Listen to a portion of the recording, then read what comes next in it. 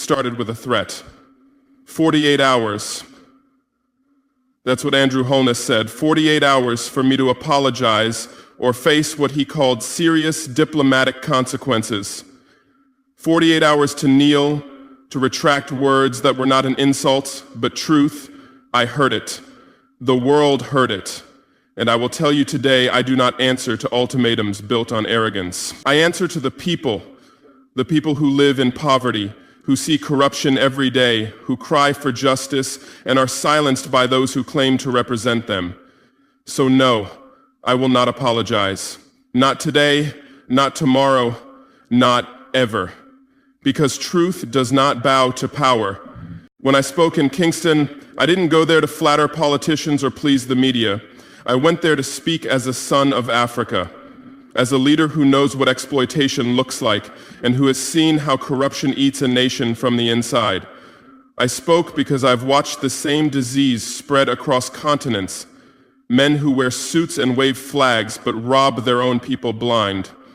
I saw it in my country before we stood up. I saw it in Africa, and yes, I saw it in Jamaica too, and when I said those words, I knew they would sting, but sometimes the wound must be opened before it can heal. Prime Minister Holness said, I insulted Jamaica. No, my brother, I did not insult Jamaica. I spoke for Jamaica. I spoke for the mother who works 2 jobs and still cannot feed her child because politicians are stealing what belongs to her. I spoke for the youth who graduate with dreams but find no opportunity because the nation's wealth has been swallowed by greed.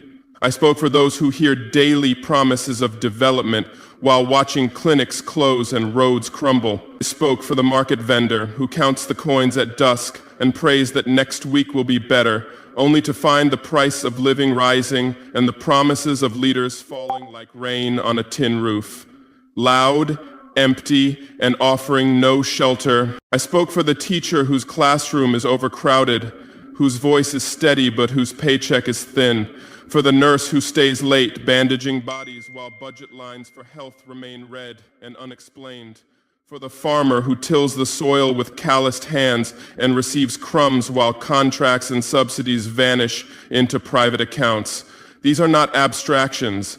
These are real faces with names, with children, with hopes. When I name their pain, I do not demean Jamaica, I honor it. I honor its people by refusing to let their suffering be smoothed over with diplomatic niceties. When I said what I said, I did not aim to wound the island's dignity. I sought to awaken it. There is a difference between injuring pride and calling for justice. Pride is a crown that grows heavy when it is untested. Dignity is an action. To protect the dignity of a nation, you must protect the life of its people.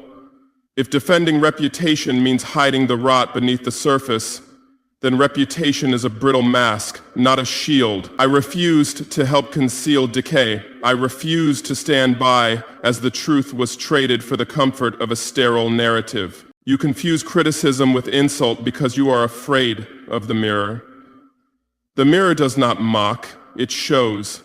And when leaders see their reflection for what it is, imperfect, compromised, in need of repair, the instinct is to break the glass rather than fix what is cracked. My words were not an attack on Jamaica's soul. They were a summons to it. Wake up, reclaim what is yours, and make your leaders accountable.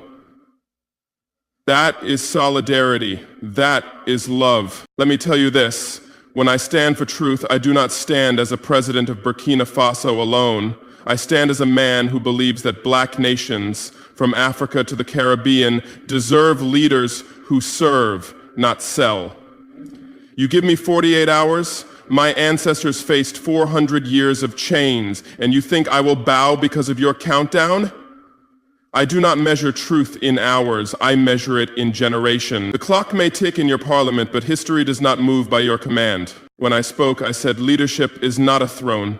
It is a burden, a sacred duty. Leadership is not meant to be comfortable, it is meant to be heavy. It is not a crown of gold, it is a crown of thorns, worn by those willing to sacrifice their sleep, their comfort, and sometimes their safety for the well-being of their people. A true leader wakes up thinking of the hungry, not the headlines.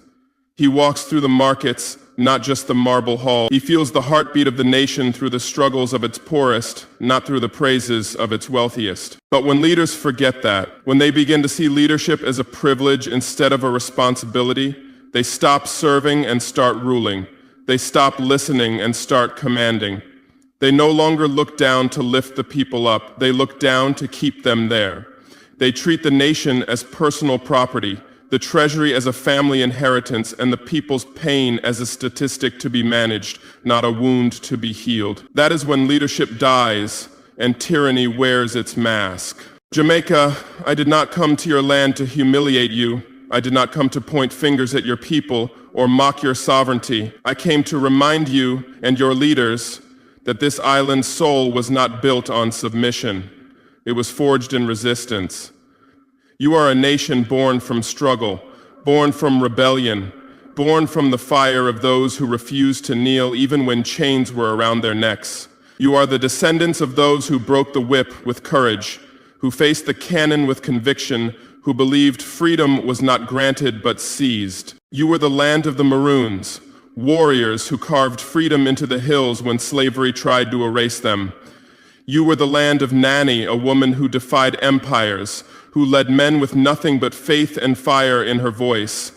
You were the land of Marcus Garvey, a prophet who told the black world to rise, to build, to believe in its greatness again. These names are not history. They are mirrors. They are reminders that courage runs in your blood, and I came to awaken that courage, not to insult it. So I ask, with the same love that made me speak in the first place, why now, Jamaica? Why do you allow men who live like kings while the people suffer to tell you who to listen to? Why do you let those who sit in air-conditioned offices decide which truth is acceptable and which one is forbidden? Why do you let fear silence your voice when your ancestors roared against far greater powers? A leader who loves his people does not fear criticism. He welcomes it because he knows that the people's voice keeps him honest. But when a leader begins to silence voices, when he surrounds himself only with those who clap, he becomes a prisoner of his own ego. Power without accountability is poison. And that poison is slowly spreading, not just in Jamaica, but across our black nations. Leadership is not about prestige, it is about purpose. It is not about having your face on posters, it is about having your heart in service. When leaders start chasing wealth, when they start measuring success by luxury instead of legacy, the people are left behind, and that is why I spoke. Because I see a land that deserves better. I see a people with the spirit of warriors being ruled by those who have forgotten what it means to fight for justice. I came not as an enemy, but as a reminder that power must bend before the truth, that leadership must answer to the people, and that nations born of rebellion cannot survive on obedience. Jamaica, your flag is not just colors, it is a story. Black for strength, green for hope, gold for resilience. But those colors lose their meaning if your leaders forget their duty. The gold should represent opportunity, not greed. The green should represent growth, not corruption. The black should represent endurance, not silence. So no, I did not come to humiliate you. I came to call you back to your greatness. The greatness that your ancestors bled for, the greatness that your youth are still yearning for. And if my words burn, let them burn away the lies that have changed your future, because leadership is not a throne to sit upon, it is a fire to carry, and those who cannot handle its heat have no right to hold it. Andrew Holness, you say you defend your country's dignity, but dignity does not live in words, it lives in action. If you truly cared for Jamaica's dignity, you would fight corruption with the same passion you used to attack me. You would apologize to your people for allowing poverty to grow while wealth is concentrated in the hands of the few. You would apologize for the silence you've kept when foreign corporations exploit your resources. But instead, you stand before cameras and call for an apology from me. I will not give you that satisfaction, because the apology you want would not heal Jamaica, it would bury the truth. You call me an outsider. Let me tell you something. I am not an outsider to injustice. I am not a stranger to oppression. I am not foreign to struggle. The language of truth needs no passport. When I speak against corruption, I speak the same language your ancestors spoke when they fought for freedom. I am your brother, not your enemy. But you, Mr. Holness, have chosen to see me as a threat because truth is dangerous to those who live in lies. You gave me 48 hours. Do you know what I did in those 48 hours? I listened. I listened to the voices of Jamaicans, not the ones in Parliament, but the ones in the streets. The ones who whispered, "He's right." The ones who said, "Finally, someone spoke what we all know." I heard the students who shared my words on their phones. I heard the mothers who said, "This man spoke for us." I heard the youth who marched, not because of me, but because they were tired of silence. That is the power of truth. You can't silence it with a deadline. You can't erase it with authority. When truth speaks, it multiplies. Some say I broke diplomatic protocol. Let me remind you, protocol is not morality. Diplomacy without honesty is hypocrisy. We've had enough of leaders who smile at each other in conferences while their people starve. Enough of polite lies. Enough of empty promises. If my words made you uncomfortable, that means they touched the nerve of reality. And if you cannot handle truth in your own house, perhaps your house needs cleansing, not defending. You say I should respect sovereignty. I do. But sovereignty belongs to the people, not to politicians. Sovereignty is not a slogan to hide behind. It is a responsibility to govern justly. When a government becomes a business, when power becomes a private property, sovereignty dies. And when sovereignty dies, it is the duty of every conscious person to speak. I will not remain silent while black nations drown in corruption and foreign dependency. You try to make this a story of pride. You try to rally nationalism against truth. But nationalism without justice is just ego. You cannot love your flag while ignoring the people it represents. You cannot defend your country by silencing those who expose its wounds. Real patriotism is not blind loyalty to power. It is fierce loyalty to truth. Let the world hear me today. I, Ibrahim Traoré, will never apologize for defending the dignity of the poor. I will never apologize for exposing corruption. I will never apologize for speaking truth to leaders who forget their duty. If this makes me your enemy, so be it. But understand, I did not come to destroy Jamaica's image. I came to defend the Jamaican soul that your system has betrayed. You call it foreign interference, I call it shared struggle, because the chains that held Africa and the Caribbean were forged by the same hands. We were divided by oceans, but united by pain. And now, when one of us speaks, it should not be seen as an intrusion. It should be heard as an echo of liberation. They say I am radical. If truth is radical, then I accept that title proudly. They say I am dangerous. Yes, I am dangerous. To corruption, to hypocrisy, to the comfortable lies that keep nations weak. Because when people begin to think, when they begin to question, the walls of tyranny tremble.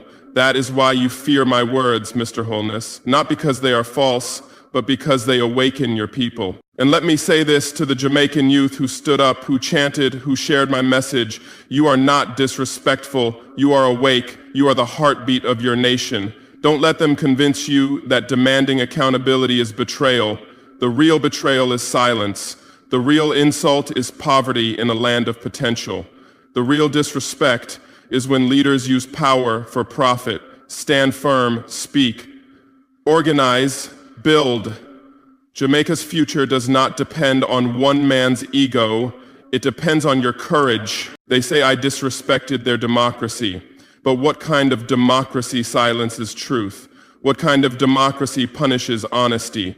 Democracy is not about protecting the powerful. It is about empowering the people. And if a leader fears criticism, that leader fears democracy itself. When you threatened me with diplomatic consequences, I laughed. Not because I underestimate your office, but because I know history.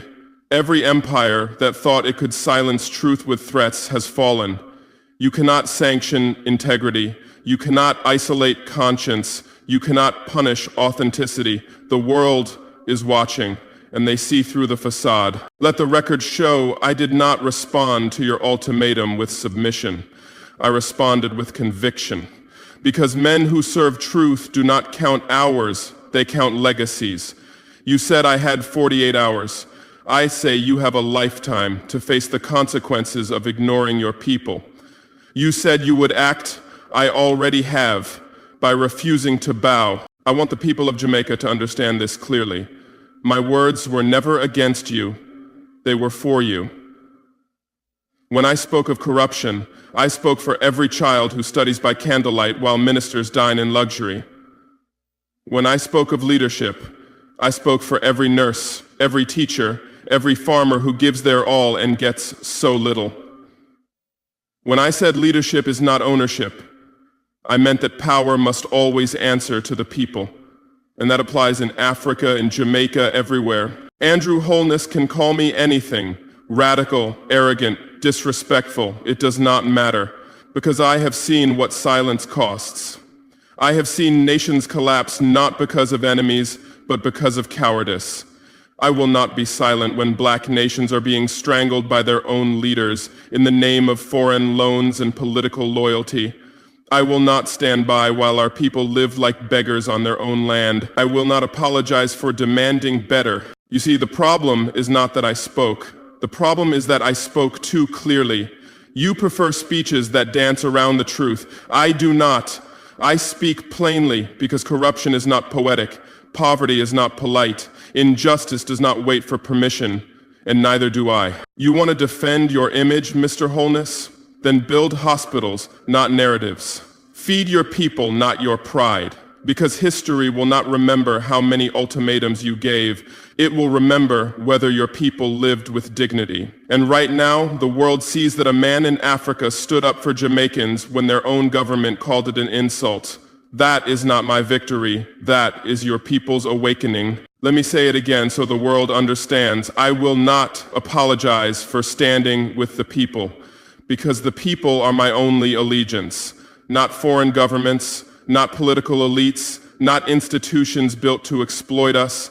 My allegiance is to justice, to truth, to the future we are building, one where black nations no longer beg but build, no longer imitate but innovate, no longer serve but lead. So no, I will not retract my words. I will not edit my convictions. I will not seek your approval, because truth does not need permission. Truth stands on its own. It does not fear consequences. It does not negotiate with oppression. Truth, Mr. Holness, is what made Jamaica free once, and it is what will free it again. You thought this ultimatum would silence me. Instead, it has amplified the voice of your people. You thought you could use nationalism to bury accountability. Instead, you have dug up the spirit of resistance. You thought you were defending sovereignty. Instead, you revealed fear. Because leaders who are confident in their integrity do not fear scrutiny, they welcome it. You call me a provocateur. Maybe I am, because it is time for provocation, not of chaos, but of conscience. We have slept too long under the comfort of lies. Our nations deserve better. Jamaica deserves better. Africa deserves better. We must stop treating truth as a threat and start treating it as liberation. If speaking truth costs me allies, I accept that loss. If it costs me favor in diplomatic circles, I accept that isolation, because my dignity is not negotiable. My integrity is not for sale. My mission is not to please the powerful, but to empower the powerless. Mr. Holness, you can withdraw your diplomats, you can summon your ambassadors, you can close your doors, but you cannot close the hearts of your people who have awakened. The fire you tried to extinguish now burns brighter, and that fire, once lit, does not go out easily. It burns in the minds of the youth, in the courage of the workers, in the spirit of the poor who now know that someone dared to speak for them. So let the world write its headlines. Traoré defies ultimatum. Let the analysts debate. Let the elites panic. I am not here for headlines. I am here for history. Because long after these microphones are off, long after these speeches are forgotten, the truth will remain. And the truth is simple. The era of silence is over. The era of submission is dying. The age of awakened nations has begun. I stand not to humiliate Jamaica, but to remind her of her power. You are not small. You are not weak. You are not voiceless. You are a nation built by rebels and dreamers. Do not let politicians turn your pride into obedience. Let it become your weapon for change. When I leave this podium, I will not leave with fear. I will leave with faith. Faith in people, not politics. Faith in truth, not titles. Faith that the same spirit that freed Africa and the Caribbean will rise again, because every generation has its test. This is ours, to choose between convenience and courage, between silence and truth. So, no, Mr. Holness, I will not apologize. The countdown you gave me has expired, but what has begun cannot be stopped. The people have spoken. The youth have risen. The silence has ended. You cannot give a deadline to truth, and you cannot threaten a man who has already freed himself from fear. That is my answer to your ultimatum. And to the people of Jamaica, stand tall. Your voice is your power. Use it. Because leaders come and go, but truth remains. And one day when history writes this chapter, it will not say that Ibrahim Traoré defied Andrew Holness. It will say that the people of Jamaica defied silence.